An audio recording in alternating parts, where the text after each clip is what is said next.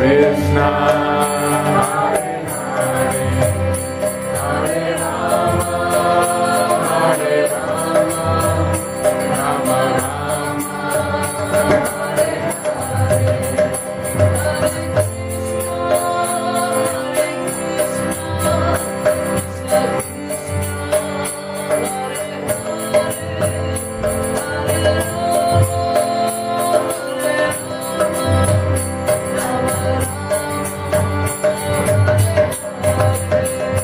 Hare Krishna, Hare Krishna, Krishna Krishna, Hare Hare,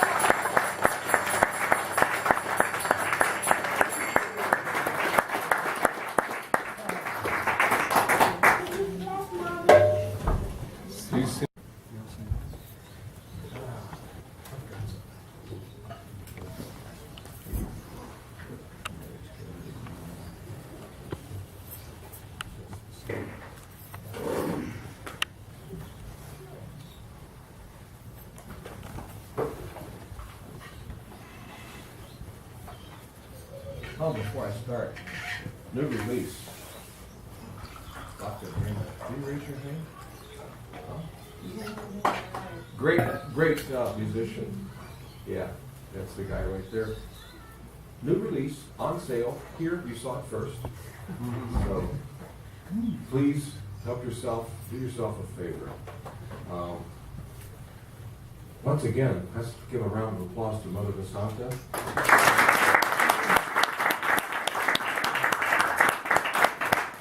And her associates.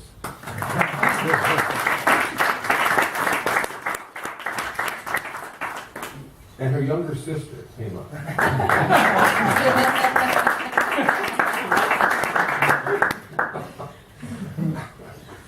So, tonight's topic is how to heal spiritually. That should be interesting, huh?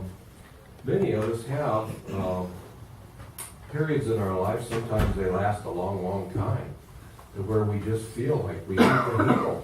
You know, our lives get upset.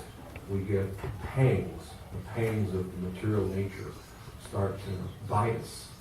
And we need some relief. So, many times people look for a material fix. Basically, it's a spiritual problem that we have. Whenever you're not feeling blissful, you're having a spiritual problem. Now, some people will say, well, it doesn't make any sense. Well, if you use material logic, it doesn't. But spiritual logic tells us that when you're not feeling happy, there's something wrong spiritually. Now, when you point towards something material, you know, I'd be much happier if my boss wasn't such a jerk, you see. Or I'd be much happier if my wife didn't nag me, or my husband didn't nag me, or whatever, you see. I'd be much happier if the president would do like this, or didn't do like that, and so on. So, question is it the problem? Or is it the way that we deal with the problem, you see? So we're having spiritual difficulty, and therefore we feel uncomfortable. We're not happy. So, Krishna addresses this. Bhagavad Gita, 2nd chapter, 55th verse.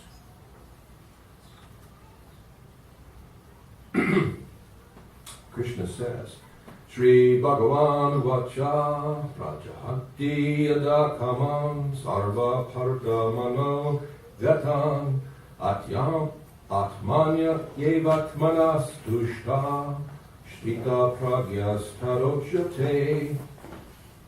Translation.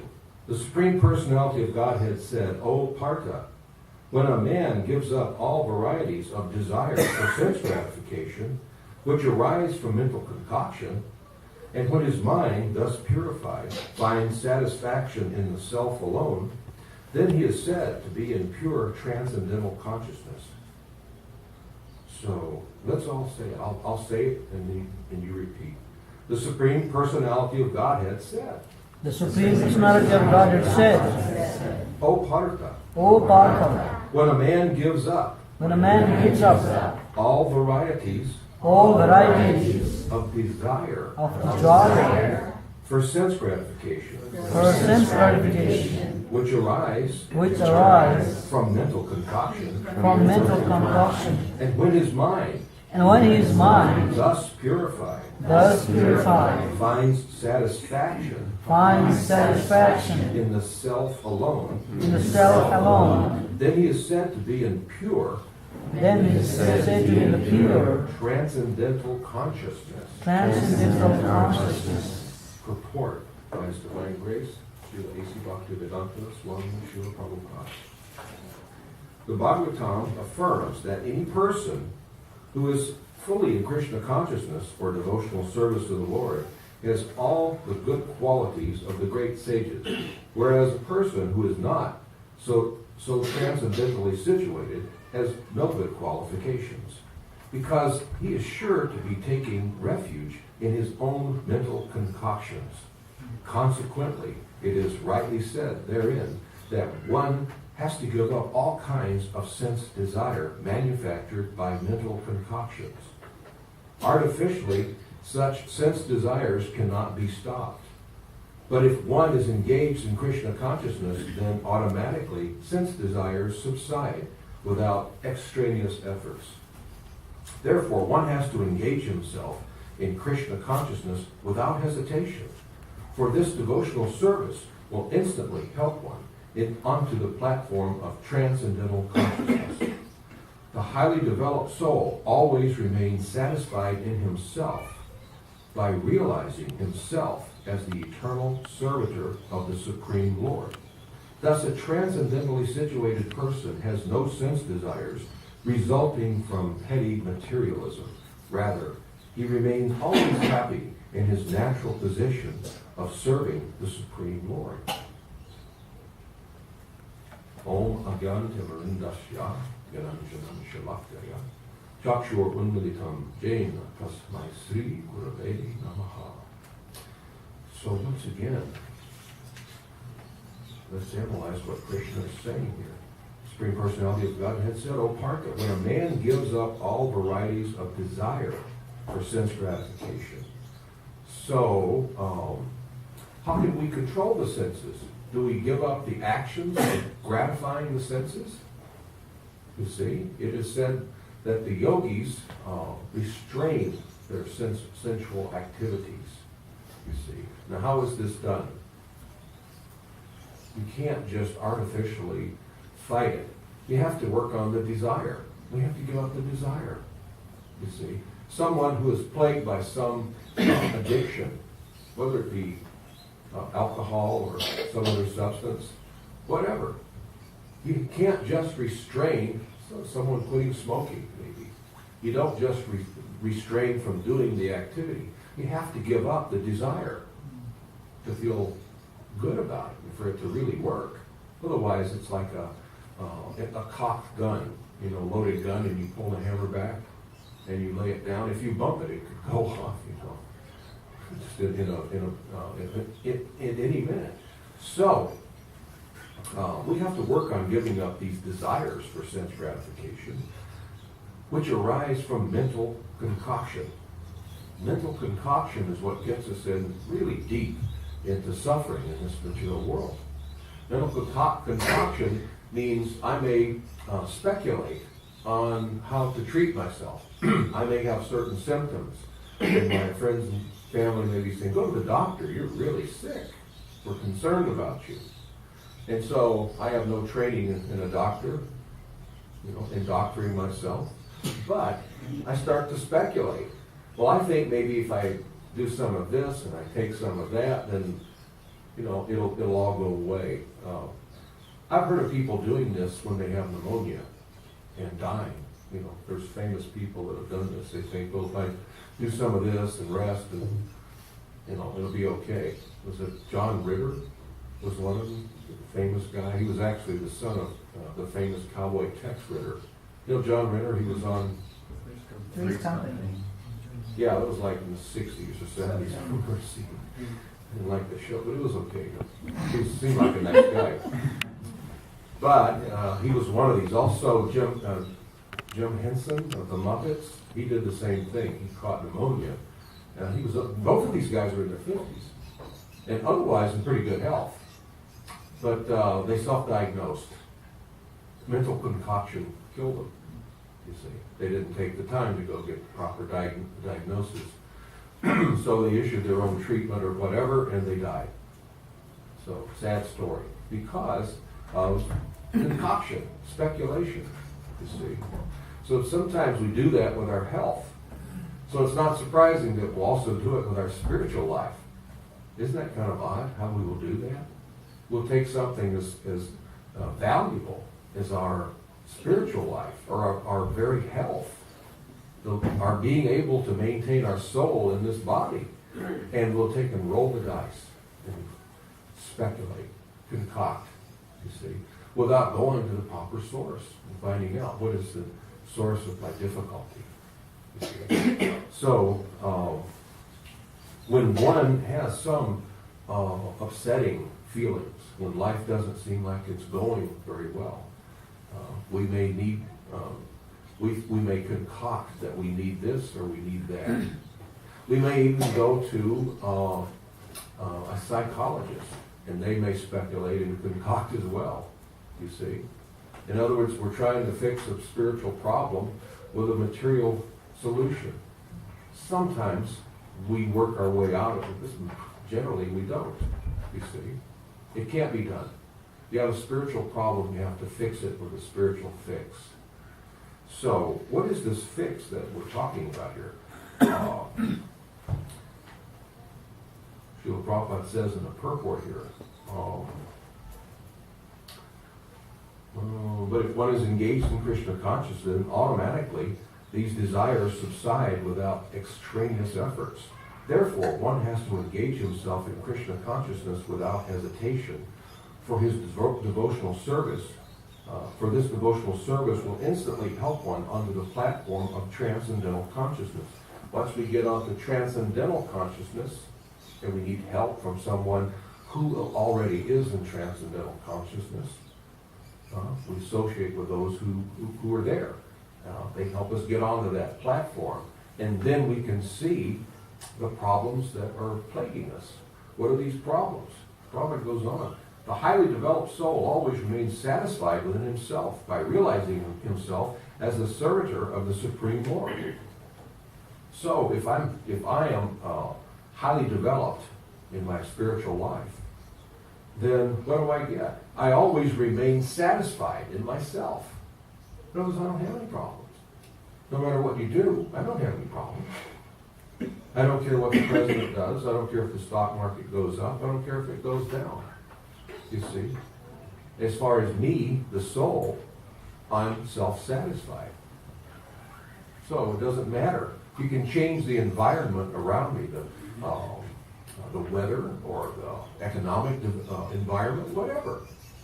But I'm satisfied in myself, the real person, the real me, which means I have to realize myself as the eternal servitor of the Supreme Lord.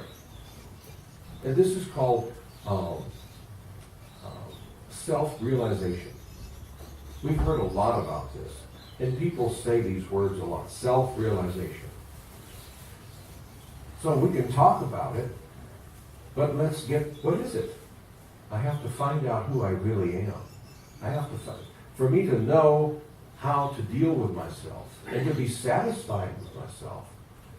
You hear people say you've got to love yourself. I think we spend too much time trying to love ourselves. We try to love our image. What's the persona? I try to make it a certain way so people, I may attract people's affection or whatever. You see. So we maybe spend too much time on our persona, but we don't spend any time taking care of ourselves spiritually. Let's be kind to ourselves. I don't mean our body. I mean us, the soul, the eternal soul. Let's be good to ourselves. Let's find out who we are. You see, what am I? If I don't know that, it's just like, if somebody brings a patient into the doctor and says, we've got a patient out here that has a fever. Well, it may be a dog, it might be a cat, it could be a snake, it could be a human. You see what I mean? You've got to know what you are to know how to treat you. If you're a snake and you have a fever, you've got a real problem. So, that's good. I got a good laugh there. I'm prepared if you don't laugh. I've got to have my own canned laughter in case you don't laugh. So I don't really need you. So it's a good crowd. So yeah, we have to find out. If I'm going to help myself, then I have to find out who and what I am. So the Vedas tell us that you, the living entity, are an eternal soul. And your eternal activity is to love and serve the Supreme Lord and all other living entities as well. So, if we do the math real quick, if I situate myself in a situation to where I'm offering loving devotional service to the Lord and all other living entities, now I've fixed my problem, right? Sounds too easy, doesn't it? It's not. It's that easy. We have to understand it intellectually, and then we have to realize it. How do we realize it? We have to do it. You see?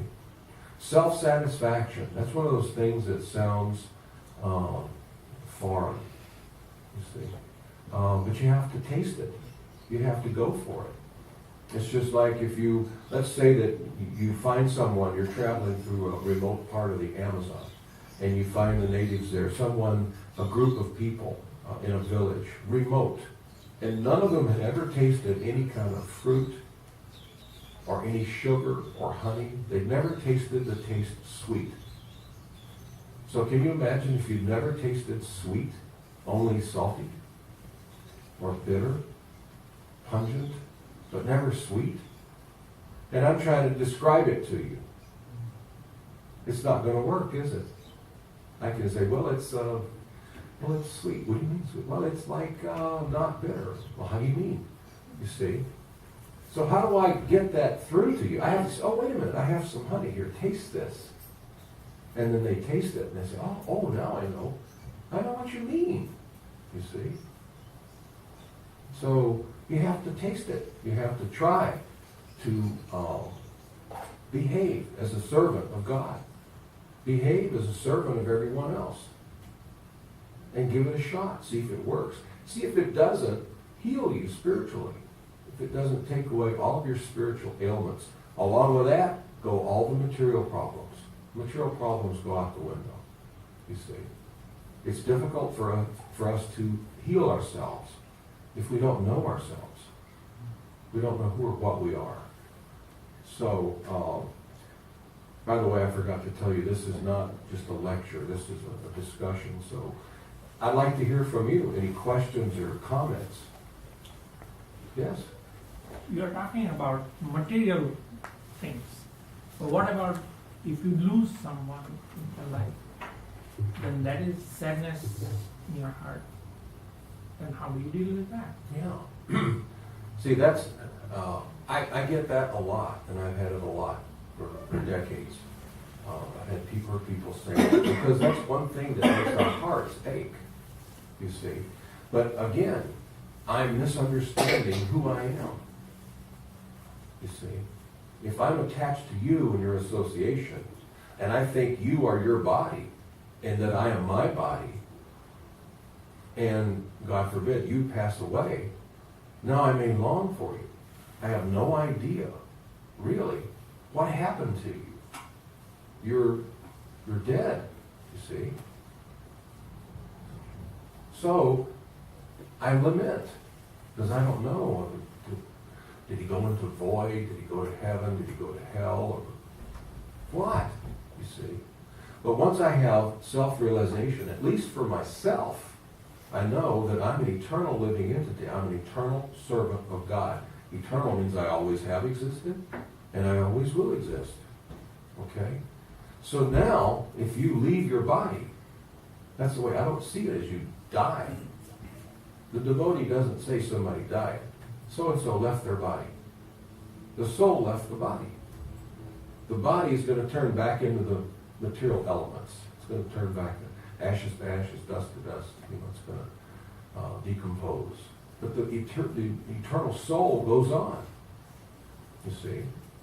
If we've served God together, then I know you're going on to a better place. I may selfishly miss you. I want to have you present, you see, and have your association. That's a little self, but I can't help it because I'm attached. You know, I like you. I feel some love. But then I think nothing but greatness has come to this great soul. You see, they've gone on to something much, much greater. And you know what? We're going to catch up someday. I'm eternal. You're eternal. We're heading to the same place. It may take me a little longer to get there, but our paths will cross. We'll be serving Krishna together directly right at his lotus feet. So it helps us cheer up. Krishna says that in Bhagavad Gita. He starts that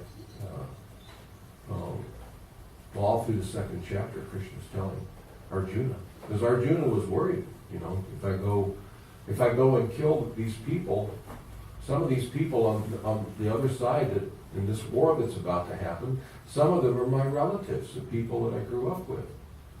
And so I don't want to do it. He says, I shall not fight.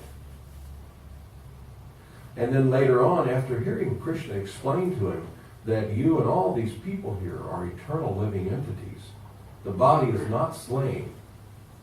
I mean, the soul is not slain. The body is slain, but not the soul. The soul goes on. So after hearing Krishna and understanding this, Arjuna says, I will fight for you. Now, the first I was a different person speaking. It was the body. Arjuna says, I'm thinking of me as my body, so I won't fight. After he has self-realization talking to Krishna, now a realized soul says, I, the soul, your eternal servant, will fight. Different I. He's talking about two different things. First, the body. Secondly, the soul. A different spiritual understanding. We see it in Bhagavad Gita, how Arjuna has this problem. His heart is hurting. His skin feels like it's on fire. He's suffering tremendously. He doesn't want to do this, even though he's a warrior. You see? But it's his duty. So he's suffering immensely. He doesn't want to pull his sword and fight people that he grew up with. He doesn't want to. They're on the demoniac side. They have demoniac interest at heart.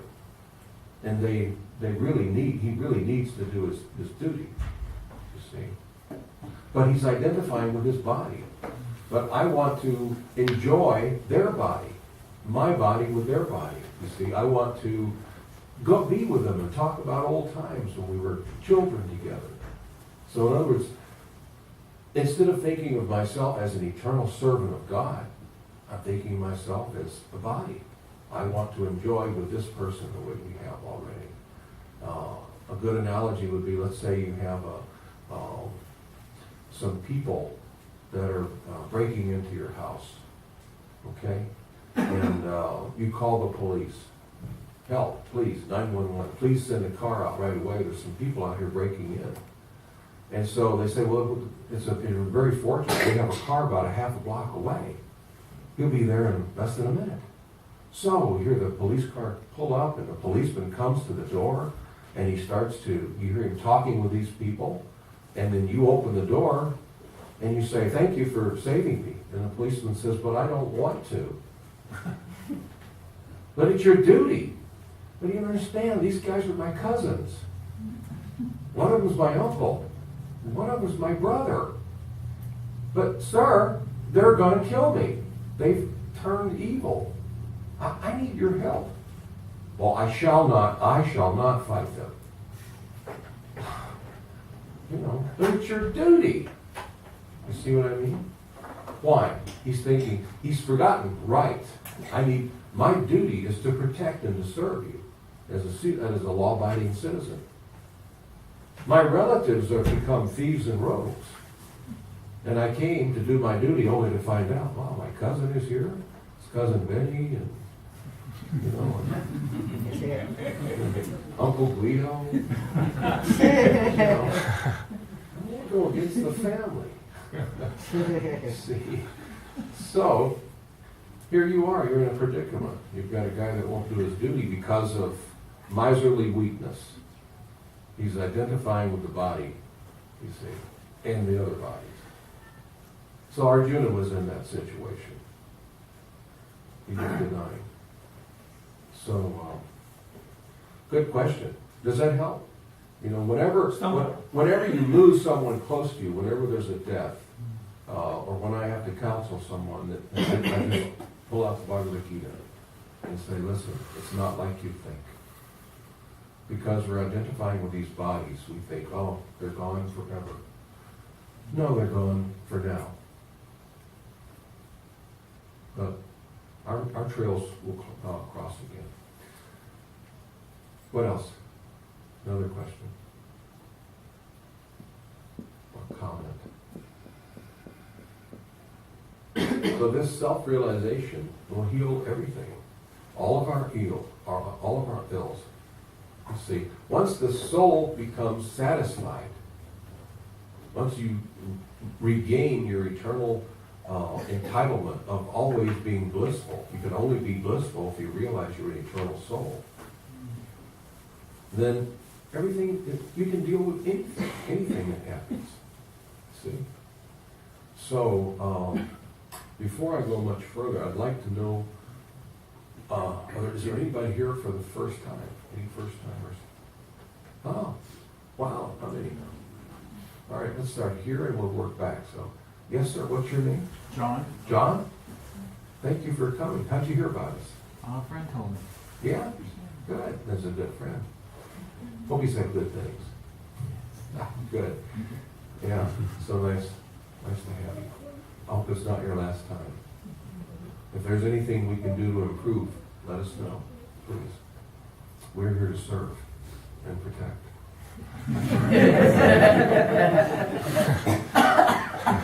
Who else? Yes, sir. What's your name? Pete. Pete? How did you find out about us? Laura. Ah, a very good friend.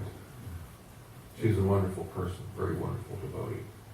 So, thank you for coming, and I hope it's not your last time as well. And who else? Yeah.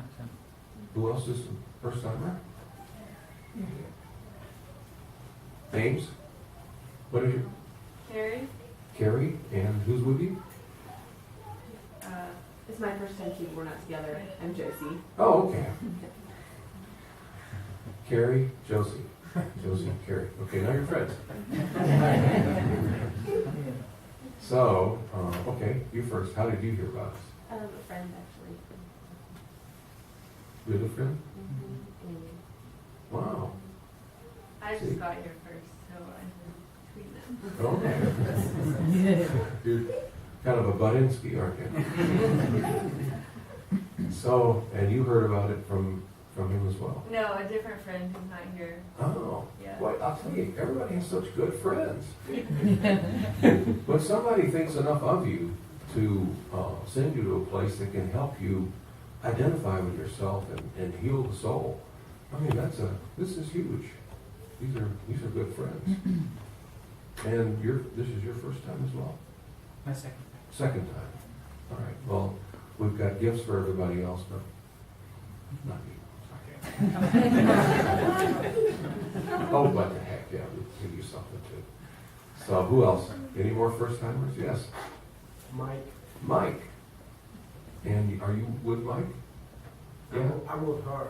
Okay. Is this your first time too? No. She's your friend. See what friends do for, boy. Friends don't let friends suffer spiritually. I like that. I remember that. It's a bumper sticker, yeah. So, thank you all. Thank you all for coming. And what do we have for them? What do we usually give them? Some books? Aaron, take care of Aaron will take care of them. This is Dr. Aaron here. He will take care of them. In comparison with which our modern world and its literature seem puny and trivial. Because it's true wisdom of the soul. Ralph Waldo Emerson. I owed a magnificent day to the Bhagavad Gita. It was the first of books. It was as if an empire spoke to us, nothing small or unworthy, but large, serene, consistent, the voice of an old intelligence, which in another age and climate had pondered and thus disposed of the same questions which exercise us. In other words, it answers all questions. It's a book of perfect questions and perfect answers. Arjuna's in trouble. He feels this pain and he's asking Krishna all these perfect questions. And as you read Bhagavad Gita, you'll think, wow, I've always wondered that. Arjuna asked some tough questions. What am I? Am I this body? What is the soul? What is this world?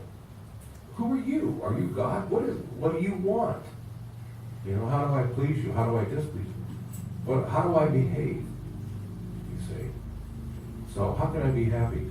Another person that read this book every day of his life was Albert Einstein. He was amazed by it. And Oppenheimer, he was a good guy. I mean, he invented a bomb, but he, other than that, he was a good guy. So trust me on that. Get yourself a Bhagavad Gita and read it. And then next time you come, we'll give you a quiz. Okay? So thank you all so very much. Have I forgotten anything? All right, let's move on to the next part of our program. It's an ancient Arctic ceremony, done the way it's been done for many, many thousands of years. So without further ado, let's move on. Great.